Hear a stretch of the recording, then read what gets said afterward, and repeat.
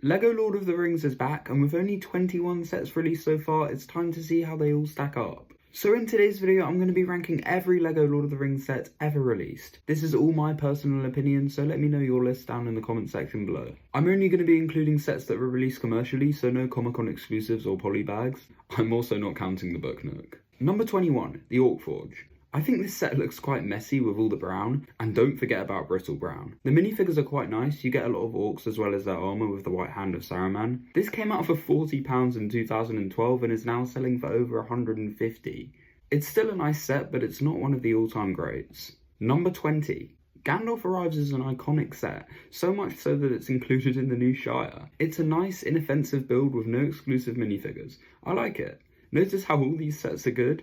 LEGO Lord of the Rings really doesn't miss. Number 19. The Gandalf Brickheads looks pretty good. His robes are captured very elegantly, however I do wish there was some printing of some sort on the torso, as there is with most Brickheads. The Balrog is the biggest LEGO Brickheads of all time, and I don't know what to think about it. Number 18. Shelob Attacks. What this set presents is a very good spider build. All the minifigures are exclusive, there's Sam and Frodo in their Mordor attire. We saw these remade in 2024, I think they look great here. And also Gollum, who is different to his appearance in the LEGO Hobbit sets as his eyes are smaller. Number 17. Frodo and Gollum. Frodo is a faithful recreation and Gollum is just so bad it's good. Number 16. The Fell Beast. This was given out as a gift of purchase during the first week of Barad-dûr's release. I bought Barad-dûr on the first week and I didn't get it, so I guess the AFOLs beat me to it. This is a really nice dragon build. The element used for the wings has also been used in the Book Nook that we do not talk about, so I think this can be parted out with your own pieces.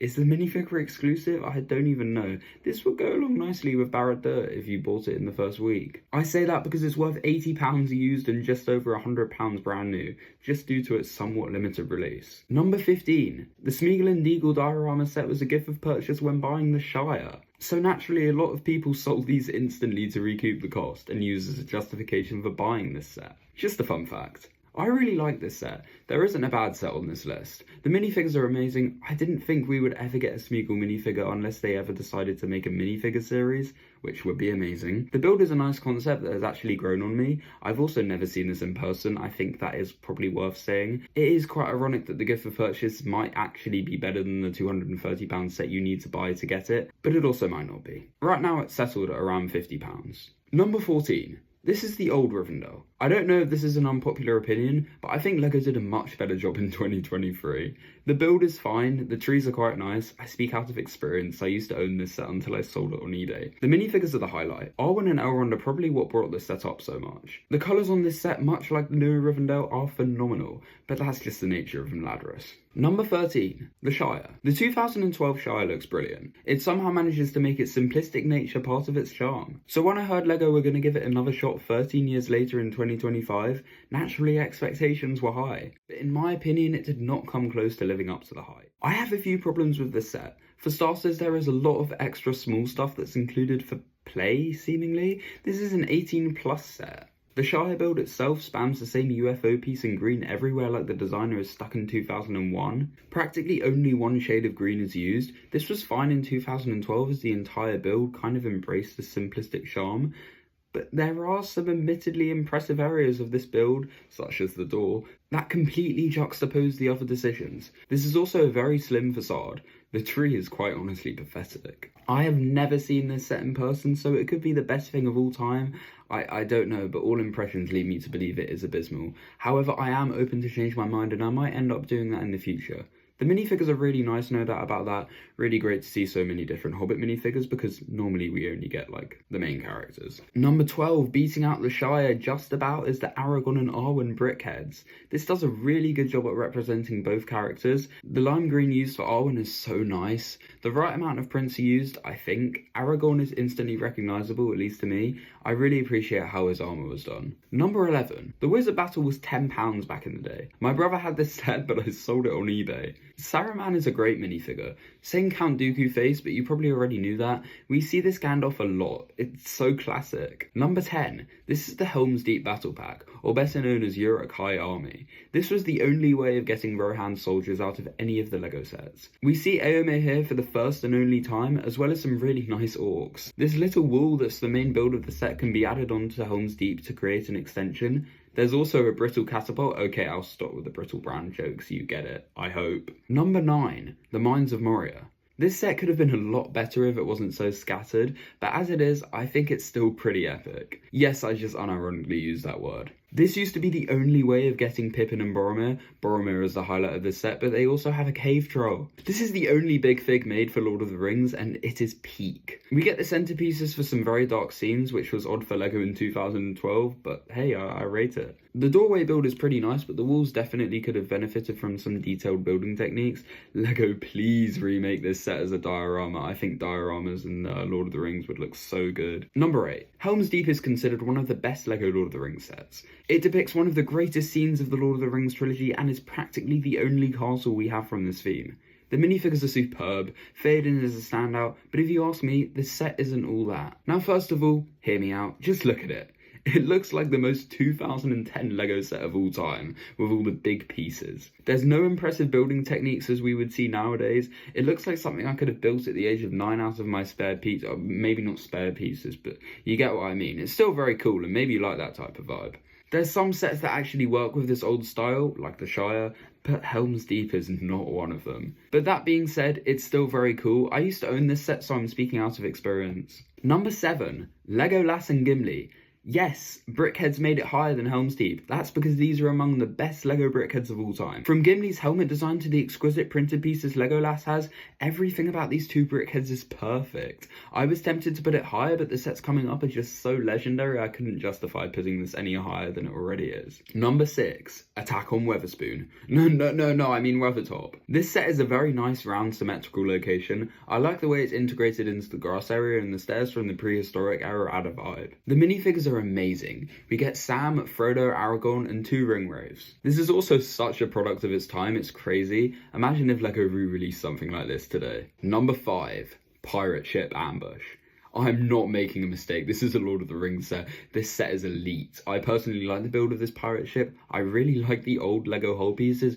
Wait, there's so much brittle brown. This thing probably couldn't even be built in the modern day. Well, the minifigures are a cut above the rest at the very least. These guys are the Corsairs of Umbar. We even get a Peter Jackson minifigure, but we found out that there's actually another one in circulation. The ghosts are so good, probably the best ghost LEGO has ever made. You'll be familiar with the ship and the ghosts if you've seen the extended edition at least 10 times. They don't have much of a presence in the theatrical cut. Number 4, Battle at the Black Gate is a set I considered putting even closer to the top.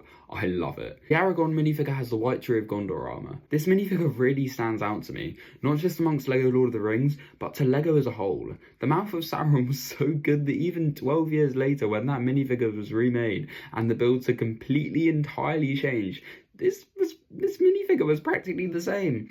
Gandalf the White only in this set, but they put it in another Ahsoka set. Some orcs, Gwaihir, but we'll pretend that's not included. The build is incredible. A step above Helm's Deep and the others I've mentioned. This is one of the only Return of the King sets LEGO has ever made, unfortunately, for Lord of the Rings. It is worth saying that this did come out a year later than the majority of these sets, so that could contribute to why it looks so good. You could buy 2 of these and combine them. This would have cost like £500 used if you were to do this in 2025. But it's still very cool, and if you're going to do it when they're brand new, it's also going to cost like 800 or something, so I don't know if I recommend that. Maybe, actually, yeah, do it. The Tower of Orthanc was only sold in LEGO stores, and most people were used to big, somewhat intricate LEGO Star Wars sets.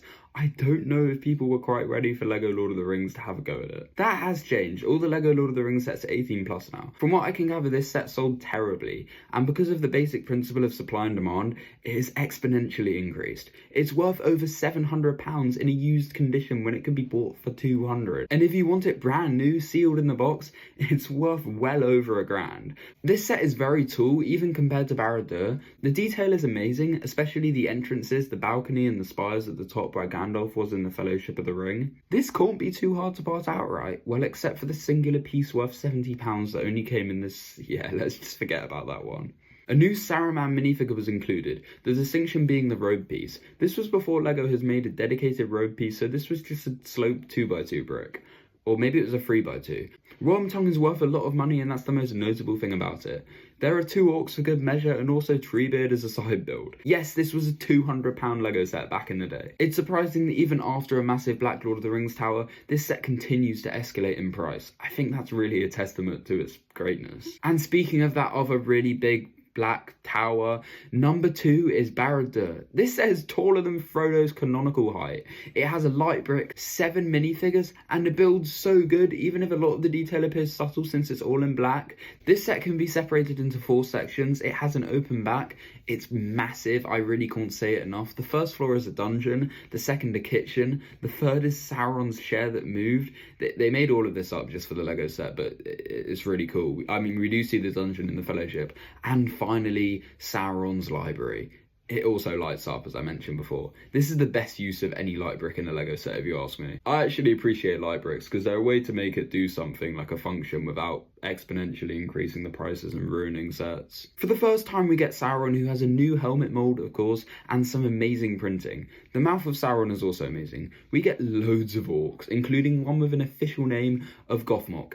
How I know that off the top of my head is a little bit sad, and Gollum with no pupils. Sam and Frodo are repurposed from Rivendell, which is kind of disappointing because, I mean, they're like tassers, you know, like Anakin and Obi-Wan. At the moment, this set is sitting underneath my bed because it's so impractical to display. I mean, I could, but you know, I don't think it would look good in a room. It's not even funny. Before we go on to number 1, I would like to give an honourable mention to the poly bags from this theme. Guys, please like and subscribe. They offered a cheap way to get some good figures in 2012, but aren't very memorable. However, there was a poly bag that was given out for free with, well, not really free, but it was given out with pre-orders of the LEGO Lord of the Rings. This being Elrond in his battle armour as shown during the prologue. Such a great figure and a good choice considering we will probably, hopefully, not be getting a set based on the prologue. So otherwise we might not have gotten this minifigure unless they did a minifigure series, which would have been really cool. And naturally, number 1, the best LEGO Lord of the Rings set of all time, and in my personal opinion, the best LEGO set of all time, Rivendell. It just had to be. I just love this set so much. I mean, I guess it shares the spot with the Ultimate Collector Series Millennium Falcon, which is also amazing. The colours used work so nicely together, and the elven architecture just complements the style even further. If they are making a Gollum movie, they better use this LEGO set as a miniature and use a low depth of field.